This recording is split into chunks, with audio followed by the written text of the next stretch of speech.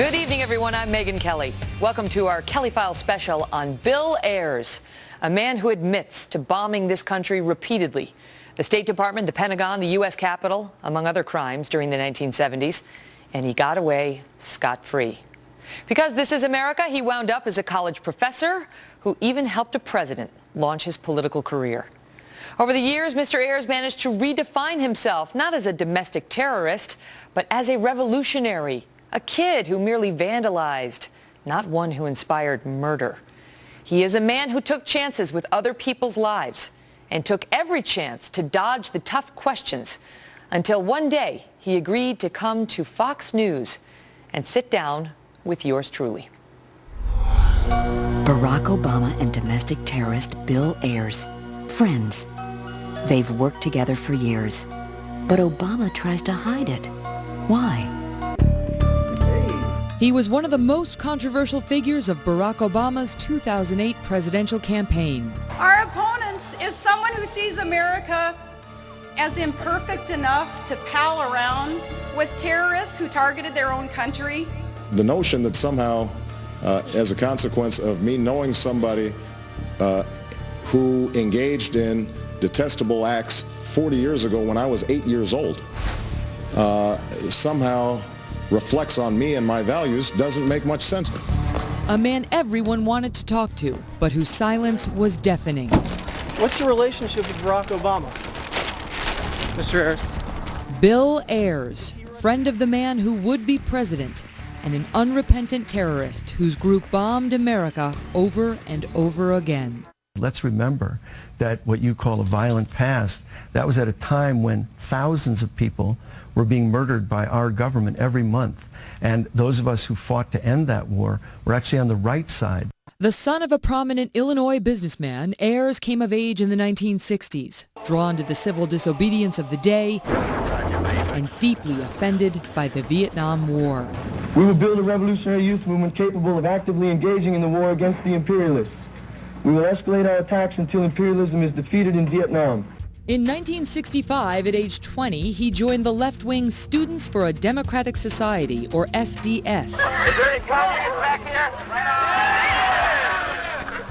I guess there is. In late '69, they held protests in Chicago, full of rage about the war, race relations, and the wealthy. They ravaged the city's business district. 6 people were shot and dozens more arrested. Later that year, a seminal moment. Black Panther leader Fred Hampton was shot and killed by Chicago police. Out of that moment, the group The Weathermen was born, a radical spin-off from SDS. Its mission? The violent overthrow of the U.S. government. We're going to be on the streets and in every institution in this country from now on. Shortly thereafter, a San Francisco police station is bombed and an officer killed. Police later say the Weathermen did it. Next comes the bombing of a New York judge's home. The group then plots to bomb a military dance, but their explosives go off too soon, destroying a New York City townhouse. Found buried in the rubble, 60 sticks of dynamite. The FBI concludes, had the explosives detonated, they would have leveled everything on both sides of the street. 3 members of the Weathermen are killed in that blast, including Ayers' girlfriend, identified by a single remaining finger. The Weathermen go into hiding and change their name to the Weather Underground. Still, the attacks continue. Now we are everywhere, and next week families and tribes will attack the enemy around the country. We are not just attacking targets, we are bringing a pitiful, helpless giant to its knees. Soon the group takes credit for more bombings. Ayers believed to be personally involved in at least 3 of them. New York City Police Headquarters in 1970, the bombing of the U.S. Capitol in '71, the bombing of the Pentagon in 1972. Around this time, Ayers falls in love with fellow Weatherman leader Bernardine Dohrn. By 1973, the U.S. involvement in Vietnam is ending, but Ayers and Dohrn don't surrender until 1980. They only resurfaced because they had learned the most serious charges had been dropped due to government misconduct in the investigation. An incredible stroke of luck for the pair. Within a year, their former Weatherman comrades were at it again, this time robbing a Brinks truck in a crime that left 3 people dead. Ayers and Dorn settle in Chicago, enter academia, and later go on to befriend Barack Obama, hosting a fundraiser for the then Illinois Senate candidate. When their friend becomes a presidential candidate, Ayers stays mostly quiet, but emerges soon after the election, sounding far from remorseful. I've been quoted again and again as saying, I don't regret it. And frankly, and saying, I don't think we did enough. And I don't think we did enough. And now, for the first time ever, Bill Ayers walks into the Fox News headquarters to face tough questions about his past and his future. So we have to talk about you and your domestic terrorist past. Let's start with this. How many bombings are you responsible for? The Weather Underground, I think, took credit for just slightly over 20 in a period when there were 20,000 bombings in the United States against the war. And how about you personally? Me personally, I've never talked about it, never will. Okay. You could have hurt some people. Absolutely. You acknowledge that. Absolutely. You claim you never did, but you acknowledge the risks. Oh, there was a terrible risk. And we actually did hurt. 3 of our own people died in the townhouse in New York City in 1970. And that was an incalculable, horrible, devastating loss. And yet what they were apparently planning to do would have been more devastating. And so it's a tragedy personally to us and to me. But yeah. We'll get to that in a minute. And that was a nail bomb that they were putting together. But the Weather Underground began in 1969 with protests. It was over the Vietnam. Okay, over the Vietnam War. But it became more and more militant as the years passed, the early 70s. And in 1970, you declared a state of war against the U.S. government and urged your comrades, as you called them, to be more violent. There's no way to be committed to nonviolence in the middle of the most violent society that history's ever created. I'm not committed to nonviolence in any way. Why was more violence the answer? You know, I wouldn't argue that more violence was the answer, but I do think but those are your people. Well, you know, what she said is I'm not committed to nonviolence. But you were upping the violent rhetoric as well, There's no question. Our rhetoric was, outstripped a lot of what was going on. There's no question. But here's the reality. I was arrested opposing the war in Vietnam in 1965. Over the next 5 years, over the next 3 years, 5 years, I was arrested many times in demonstrations, in militant actions, sitting in at draft boards, all of it nonviolent, all of it an attempt to bring a screaming warning that we were killing 6,000 people a week. Mm-hmm. And when the war dragged on, after 1968, when a majority of people had come to oppose the war, largely through the efforts of people like Martin Luther King, the Black Freedom Movement, vets coming home and telling the truth, and the anti-war movement, those things came together and a majority opposed the war. Then the question was, how do we stop it if it won't stop? And this was a crisis for democracy and a crisis for the anti-war movement. In my own family, one of my brothers went to Canada, deserted the army, and I think he's a war hero for doing that. One of my brothers went to the communes, one joined the Democratic Party, tried to build a peace wing, and I did what I did. You think Bo Bergdahl's a war hero too? I think Bo Bergdahl, if he deserted, that was an heroic thing to do, absolutely. Nobody knows if he did or he didn't. But I did blog about that because I think throughout history, we should build monuments to the unknown deserters, the people who look at the craziness that they're asked to participate in and say, I'm not part of this. Okay, so I hear you now explaining what, those sound bites we heard from Bernadine Dohrn, your now wife, she wasn't at the time, but she is now, Mark Rudd and so on. But to put it in context, as they and you and your group were calling for more violence, what we saw in February of 1970, February 16th, was San Francisco police officer Brian McDonnell, a 44-year-old father of 2 and husband, was killed when a bomb went off at his police station and 8 other police officers were injured in that blast. Now, your wife, Bernadine Dohrn, has been accused of that crime. Do you deny it? Absolutely deny it. Absolutely nothing to do with it. But if it were, so this is one of the things that keeps recycling. And let me just tell them how it does, and I'll give you the floor. Larry Gratwall is somebody who infiltrated the Weather Underground. He claimed that you visited him in Buffalo in 1970 and complained that Bernadine Dohrn had to do it herself, that bombing, because others, quote, weren't active enough in committing violence. And the San Francisco Police Union recently accused the Weather Underground of this murder. Complete lies. And Larry Gratwall was in SDS, but he was never in the Weather Underground. And I did know him. SDS was the precursor to Yeah, Weather SDS was the student movement, exactly. And no, Larry Gratwall was lying, and the police union doesn't know what they're talking about. Bernadine Dohrn was not a fan of the police and referred to them typically as pigs. Well, that was, again, the inflated rhetoric of the time. Yes, the Black Panthers did that. We did that. Yes. I mean, that That sort of rhetoric is what sort of catches people's attention when she's calling them pigs and celebrating bad things happening to the police at the same time one gets murdered, and then you allegedly went and told Larry Graffwall she did it. Never happened. But look, it's true that the rhetoric was inflated. It's also true. You take a situation like Chicago today, the police are a violent, out-of-control enterprise in Chicago today. The shooting of unarmed people again and again, the stopping of people on the street, the endless arrests in the black community. Do you refer to them as pigs today? No, I don't, because I hang, no, not really. We hang out with them at the coffee shop and talk to them. But we disagree. When you look at the Chicago Police Department, which has been involved in torture, and this is documented, been involved in torture, which has freed people off death row in the last 5 years because of a systematic, practice of torture and forced confessions and so on. And these police officers are, every one of them isn't guilty, but every one of them is part of the conspiracy of silence. Absolutely.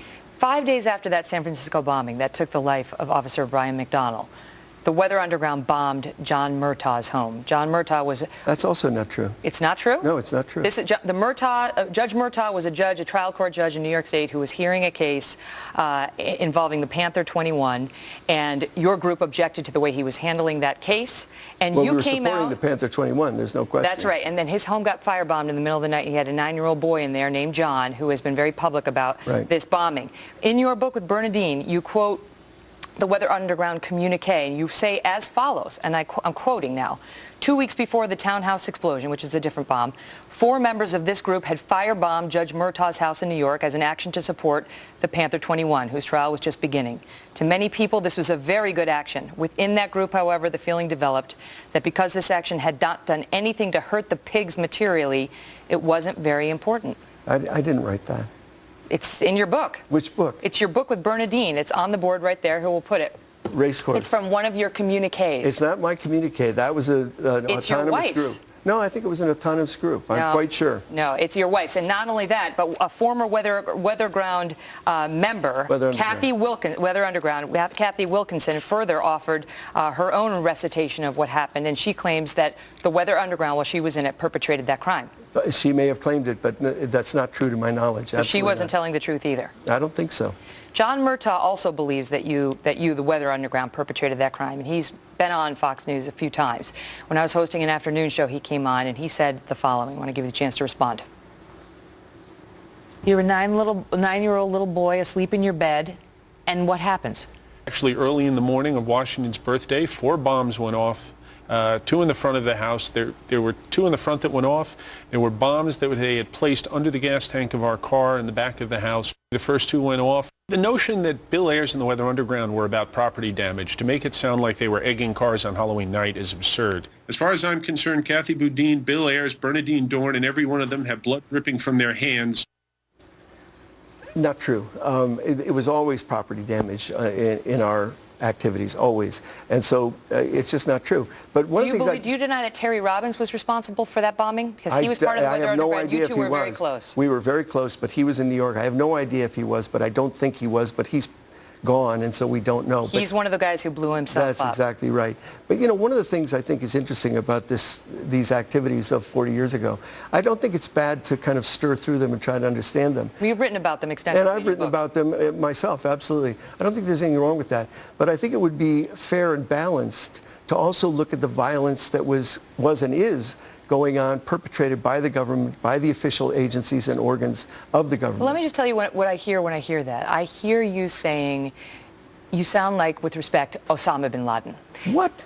In order to evaluate my actions, which have hurt a lot of people, all right? I know you deny it, but there's evidence. I deny there's it. evidence that the Weather Underground was involved in these situations. But when John Murtaugh says, for example, there's blood on your hands, what blood is he talking about? He's talking about the San Francisco police officer. Oh, he's talking about the 3 Weather Underground individuals who were killed. Right, but we had nothing to do with the San Francisco. That's what you claim. That's exactly what I claim. But there, of course, is evidence to the contrary. He's talking about the Brinks armored car incident, where 2 police officers and a security guard. We were already above ground. All right, we'll get to that in a minute. But there is evidence of it, and there was a former member of the Weather Underground who came out and said, this is murder. What you guys got to the point where you considered murder, and you acknowledged that yourself. It got to the point where the property damage wasn't good enough for you.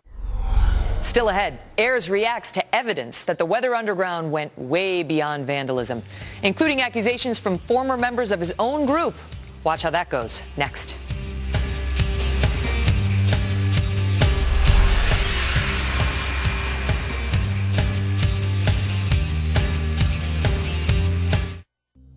Unlimited cash back. Let that phrase sit with you for a second. Unlimited, as in no limits on your hard-earned cash back, as in no more dealing with those rotating categories. The Quicksilver card from Capital One. Unlimited 1.5% cash back on everything you purchase every day. Don't settle for anything less. I'll keep asking. Now. And back now to my exclusive interview with Bill Ayers, the man behind one of the most violent radical groups of the 1970s, and his reaction to the evidence that despite his claims, his group went way beyond vandalism. You guys got to the point where you considered murder, and you acknowledged that yourself. It got to the point where the property damage wasn't good enough for you, and you decided on mass murder, planning to bomb a military dance. Terry had decided that it had to go further, and thank goodness it didn't, which I also said at the same moment. But you understand, Professor, is that what began for your group as outrage over mass killings then turned into a plan to kill hundreds of Americans. Did you not cede the moral high ground? Oh, absolutely. But that was true for a few people, and it's one of the things we split on. So I write about it extensively in Fugitive Days. You should read it. It is an extensive explanation, and I don't defend it. But I think as I hear you sitting, you don't sound remorseful. But you want me to be remorseful for something I didn't do rather than for the things I did do. This is your group, Professor Ayers. No, this isn't some no, that's not true. Yes, it is. That's not true. It is true. This is the Weather Underground that was going to bomb military officers. That's right, and we criticized it then and now, and we said it's wrong. It was wrong. It is wrong. Professor, the only reason it didn't happen, is because the bomb blew up on those who were making it, and when it blew up, your girlfriend Diana Oughton was killed. That's right. And you later described her death as valiant. Well, I later described an imaginary, nobody knows what happened, but what I imagine in Fugitive Days is her trying to stop that horrendous event from taking place. So that's how I describe it. And I describe it, I don't say that she was valiant. I don't say that. You describe her death as valiant. No, I talk about her trying to stop what would have been a horrendous That's thing. Your imagination. How do you know she was against that bomb? Know. She was in the townhouse I don't when it know. exploded. That's exactly right. And no one knows. You don't know. John Murtaugh doesn't know. But the idea that somehow this is the moral equivalent of 6,000 people a week being killed strikes me as nuts. We were destroying property, and in the course of discussion, some people thought we should go much further. But your critics say when you make that argument, you sound like Adolf Hitler. You want to talk about who's in that grand tradition of destroying thousands, millions of people? It's the American war in Vietnam, where John McCain was in fact dropping bombs from the air on civilians, and he did it consistently. And when the Weather Underground went into a townhouse and put together a bomb with nails in it. Terrible thing. And allegedly, killed a police officer and bombed the home of John Murtaugh, a federal judge with a 9-year-old boy in his bed. He didn't kill a police officer, and so you deny it, but there's evidence to the contrary. If there were evidence to the contrary, why isn't somebody on trial? Doesn't mean they can prove it beyond a reasonable doubt, but the San Francisco Police Union says they believe you did it. It's frankly not true. And John Murtaugh, that is also not true, but he has his opinion, but nobody was hurt or killed. The townhouse, as I said, was a terrible, terrible deviation, and I'm glad that it was issued by the Weather Underground claims credit for the Murtaugh home bombing. Meanwhile, 6,000 people a week are being murdered. Now, you made that point. That's back to the ends justify the means. Is that not the slippery slope towards Mao and Hitler and the other? That's back to the ends justify the means. No, it's not. Let me get back to this. It's absolutely not. Let me get back to this. Unless you say the United States is saying the ends justify the means, which they often do say. You got to the point where your group had to go underground after the townhouse bombing, where the bomb exploded. Well, we decided to go underground. We didn't have to. You went underground. Yeah. While underground, you stole, you lied, you hid, right? Any disagreement? That's right. You stole. Onward, yes. Yeah, you did. You wrote about it in your book. We stole ID. You stole purses. You stole wallets. Well, yeah. You stole money. Some. You ripped off dead babies' identities. Right. Yeah. And yet, the violence continued. Just because you went underground didn't mean the violence stopped. What violence? Well, June 9th, 1970, you bombed the New York City Police Headquarters. Okay, so now again, you're March 1st, let me just list it. Yeah. March 1st, 1971, you bombed the U.S. Capitol. May 19th, 1972, you bombed the Pentagon. January 29th, 1975, you bombed the State Department. That's what I mean by violence. Yeah, that's actually destruction of property. So you can call it violence, but to equate it to the murder of human beings is nonsense. It doesn't You realize equate. people could have been hurt. You admitted that at the beginning of the interview. I said people could have been hurt, and thank God they weren't, and we made every attempt not to, and they weren't. Do you appreciate the recklessness of that? I don't say it wasn't reckless. Who are you to potentially endanger the lives of those individuals who may have been in or around those buildings? I don't say it wasn't reckless, and I don't say it wasn't illegal. It was illegal. We crossed lines of legality. It's so much bigger than that, We Professor crossed Ayers. lines of legality, You maybe could have common murdered sense, somebody with those bombs. and we didn't. But actually, the people who were conducting the war in Vietnam did actually murder people. And so the answer is to every day. then make yourself a murderer as well? Do the ends of the fight against communism justify those means? But you're answering a question with a question. Why don't you account for your own I will, and you account for your reporting, because one of the things that this is all from your book, sir. Yeah, I know, but you talk about lies. Nothing's more clear than the systematic lying of the American government to get us into war after war after war. You keep dodging. You keep dodging. You keep pointing to the government and not taking accountability. No, I've said again and again, and I've said it in print, what I'm responsible for, what I'm not responsible for. But it's hard to get me to admit that I'm responsible for something I didn't do. Well, you keep saying the you did these bombings, the Weather Underground. You admitted that Weather Underground did 20 bombings. That's your group. And I would not apologize for destroying property in defense of stopping 6,000 people. And as soon as it crosses over to somebody being injured, you deny it. No, I think that would have been a real problem. Next, what happened when Ayers and his wife Bernadine Dorn resurfaced? Plus, their plan to defeat the American empire.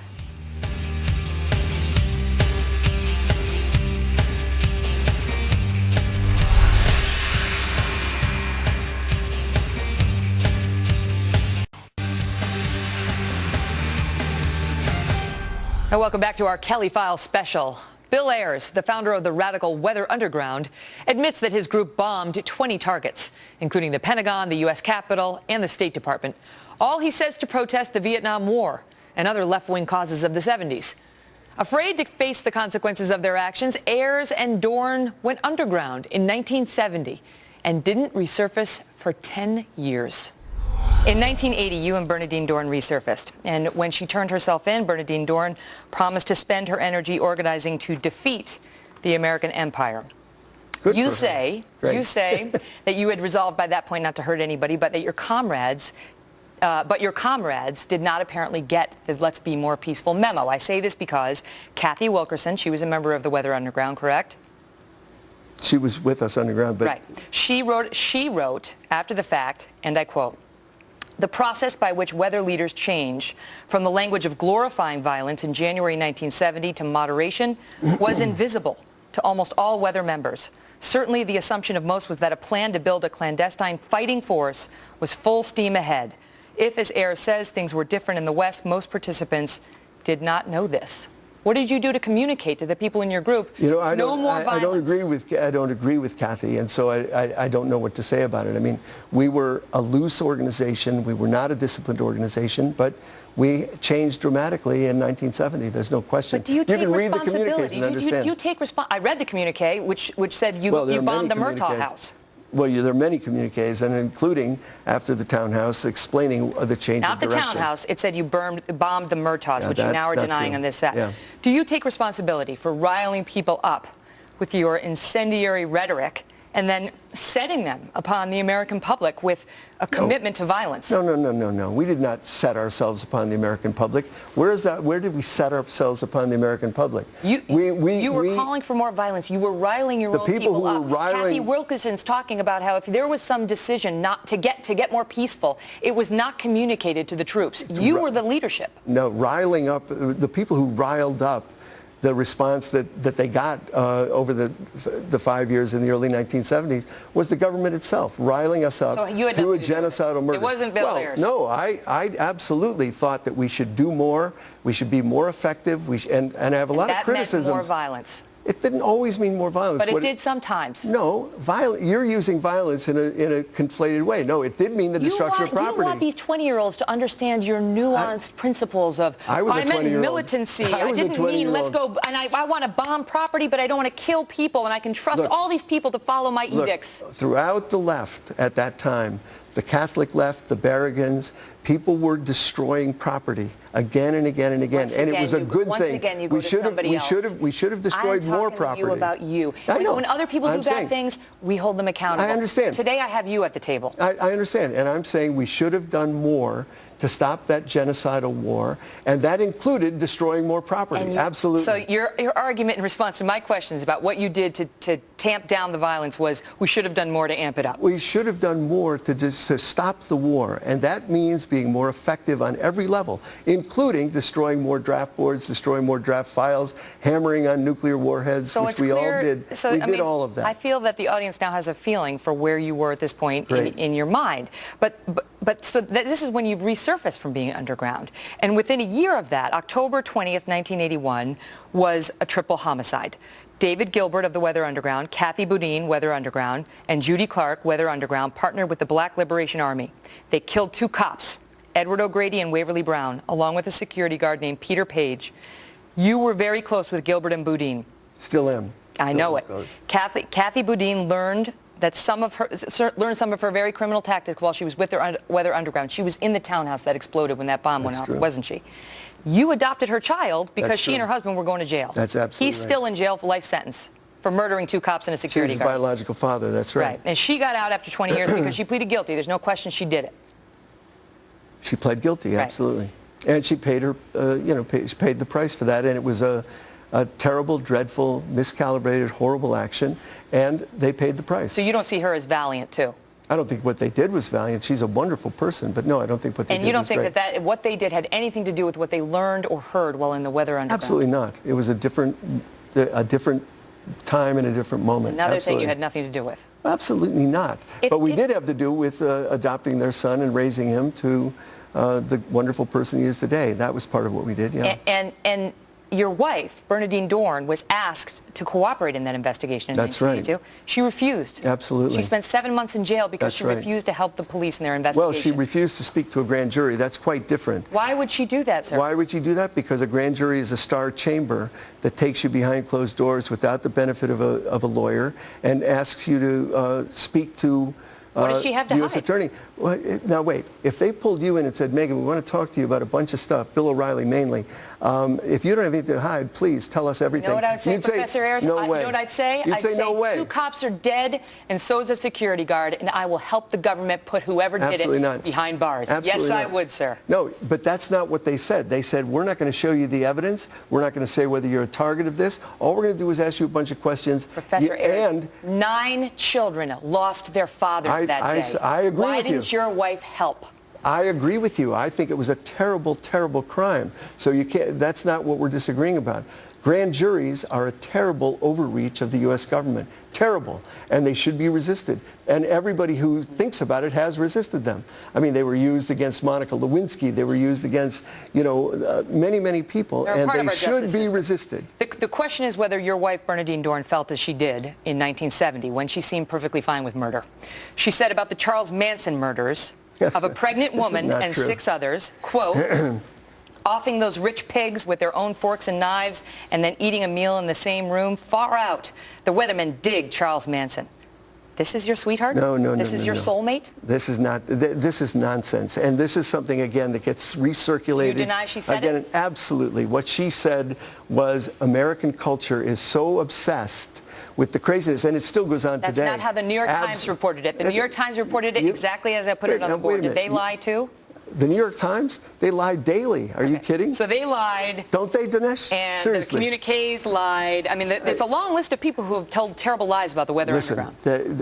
I'm completely candid about the Weather Underground, and you can read it in any of my books. It's not true. Candid. I don't know about it's completely. Not true. You certainly don't believe that the New York Times gets things right every time. Even Kathy Wilkerson admitted that Bernadine Dorn made this speech about Charles Manson and how much the Weather Underground dig him. That's just not true. What she said was, here we are in a genocidal war. Here we are murdering Black Panthers. And what is the news media focused on?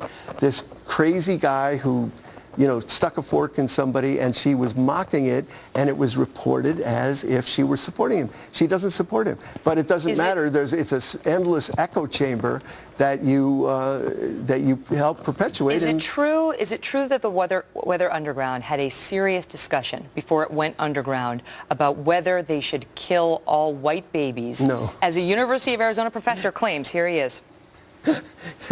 I remember going to the last above-ground weather. It was the Weatherman or the Weather Underground, the last above-ground convention, and sitting in a room, and the question that was debated was it or was it not the duty of every good revolutionary to kill all newborn white babies? Because they would ultimately join the revolution. It's absolutely nuts. There's no truth to it. And so it's hard to kind of have a conversation with you. Well, I'm just asking. I don't know whether that man's telling the truth or not. No truth to it. Okay. Yeah. When you became a parent, did it soften you at all to the reality of what you had done, potentially endangering other people's parents and children? It was the best thing that ever happened to me, becoming a parent. Did it soften me? I don't know what that means. But it's the best thing I've ever done is to raise 3 remarkable young men. So the big question still, how close was Ayers to Barack Obama? Have they spoken since Mr. Obama became president and Bill Ayers was in the headlines? And would Bill Ayers bomb America today? That's next.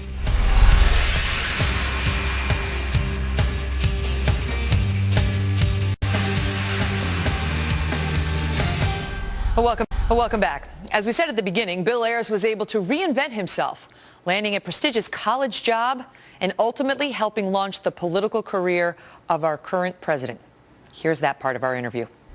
Ultimately, you wound up in Chicago. You got a job teaching with the University of Illinois. Do you see any irony in accepting a government paycheck in winding up where Absolutely you did? not. What's the irony? Explain it to me. Spent a life opposing the government regime, wanting to throw down the government, as you put it. Well, look, we all live in the actual world, so even the things we're critical of, I mean, this is the world we live in. Should I not make a living? Should I not? I'm asking you, seriously. No, it's fine. Thank you. Your wife miraculously got a job teaching law, or teaching at Northwestern University Law School. Very successfully, absolutely. Which is amazing. They must be professor. offering classes in what you can learn from your future clients. But are you surprised that you got those job offers, you and she? Given Not your history? really. I mean, she was on the FBI's 10 most wanted list. I know. So was Angela Davis, and a lot of great people have been on that list. And Angela Davis is also a professor. But the thing is that I got my doctorate when I was 43 years old. I interviewed at several universities. The best offer I got was the University of Illinois. I took it. We moved to Chicago with our 3 kids. She started a center for children and families, and eventually Northwestern Law School wanted to be a part of that. And Kathy Boudin wound up at Columbia as well. Exactly. Many members of the Weather Underground are now in academia. And President Obama, let me ask you this. Yeah. How much ideology did the two of you share? 0.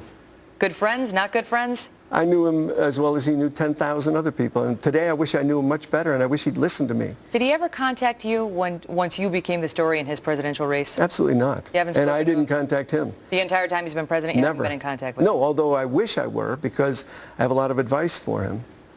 You want him to go further to the left?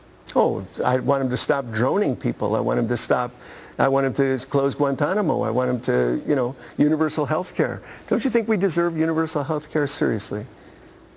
Medicare for all. You say in your book that you can't quite imagine putting a bomb in a building today, but you can't imagine entirely dismissing that possibility either. What would it take to make you bomb this country again?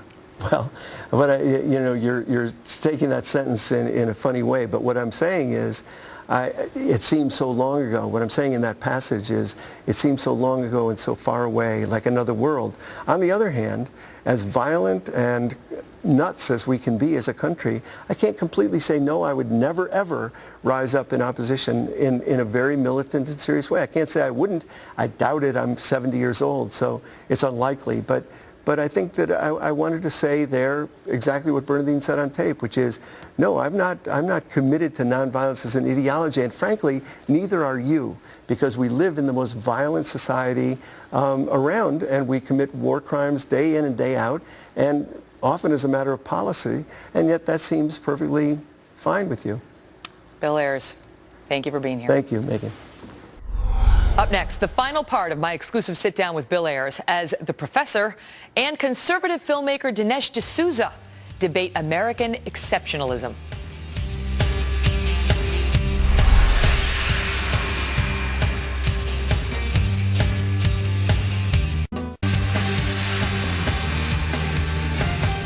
Well, we met Bill Ayers when he agreed to join filmmaker Dinesh D'Souza right here on our set for a special about D'Souza's new film, America. That may have been the most interesting part of our exchange, as it turned out, and here is part of their debate on American exceptionalism. Why do you think it is so few liberals say they're proud to be American? I have no idea. Are you? I'm not a liberal, if that's what you mean. Are you proud to be American? I'm not proud to be an American, and I don't buy the American exceptionalism at all. And the reason I'm not proud to be an American is because of the damage that we do around the world is so serious and so ongoing. So if you look anywhere in the world, look at all through Latin America, ordinary people on the street admire Cuba for one reason. They stood up to America. They stood up to, kind of imperial advances. We stood up to some people too. Germany? I understand, and that was us at our best. And after 9/11, so why do you go right to the bad? Why don't you think about the good when you think about what America is? No, I do often think about the good, but I wouldn't call myself an American exceptionalist, and I would challenge that in anybody because I'm a human being. I believe we should be struggling with the question, what does it mean to be human in the 21st century? What is it that's required of us? We are all human. We're 5%, America is 5% of the world's population. We should be we should think of ourselves as a people among people, not as an exceptional people. Because as soon as you start saying American exceptionalism, then you say actions that are done by us versus other people are different depending on who does them. Dinesh, this is not an unusual attitude among Exceptionalism doesn't mean a different moral standard applies.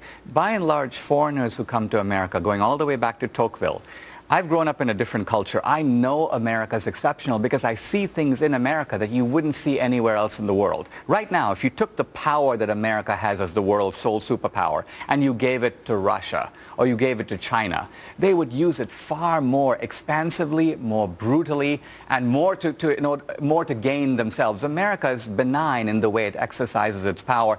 The American idea of wealth creation is being embraced in India, in China, all over the world. It's lifting hundreds of millions of people out of poverty. So ironically, this American formula that we are moving away from at home under Obama is being enthusiastically embraced all around the world. We're benign in Iraq, for example. You say we use our power benevolently. In Iraq, for example, or in Afghanistan. Those are benign uses of American We went into Afghanistan because the Taliban supplied monkey bars to the guys from 9/11 who attacked us directly. Why didn't we go and get the guys who attacked us directly instead of overthrow a government? I'll tell you why. Because the moment we got kicked out, which is incidentally the entire history of the last 50 years of American foreign policy, is we go in under the guise of being beneficent and benign, and we go in under the lies of one president after another, and then we get booted out. And what do? We blame the brown guy. So it's al-Maliki. And I hope al-Maliki's read his history of Vietnam and sees what happened to Diem. Bill, you think we're blaming al-Maliki for the mess in Iraq because he's brown? Oh, there's no question that the United States... Is that what you think?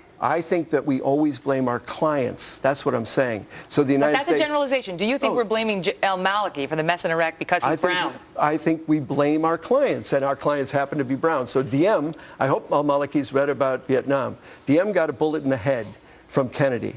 And that was because he had failed in Vietnam. We hadn't failed. We were perfect. And the same is true in Iraq. America has made mistakes. It made mistakes in Vietnam. Kidding. I think the Iraq War, in retrospect, hold on a minute. In retrospect, the Iraq War was a mistake. But there's a difference between making a mistake and doing something that is inherently wicked. Let me tell you what I mean by this. Anyone else who went into Iraq and did this would have reimbursed itself by taking the Iraqi oil, right? Instead, we've spent all this money in Iraq, and then we turn over the keys of the oil fields to the Iraqis. We say it's your oil, use it, sell it, burn it. So Iraq ends up costing us money. Imperialists normally go abroad to make money. No. You're absolutely mistaken. So you're saying that the oil is just there and Iraq is just using it the way they see fit. And Shell has nothing to do with it, and Mobil has nothing to do with it. Standard has nothing to do with it. You're dreaming. On the balance, has America made money or lost money in Iraq? on balance, the people like Halliburton made gazillions of money, and that's not responsive. And your friend, as America. Absolutely, America on balance lost, and that's as. Okay, let me ask you this: at the end of the Cold War, all of Eastern Europe is free. Russia now no longer has a communist government. Are all those countries better off or worse off because we won the Cold War? I don't think we won the Cold War. Well, I think you're dreaming about that. I think that.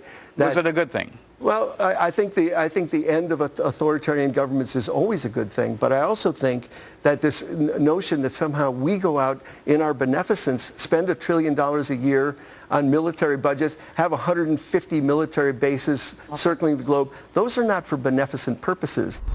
Well, for the rest of that debate between Dinesh D'Souza and Bill Ayers, go to facebook.com/The Kelly File.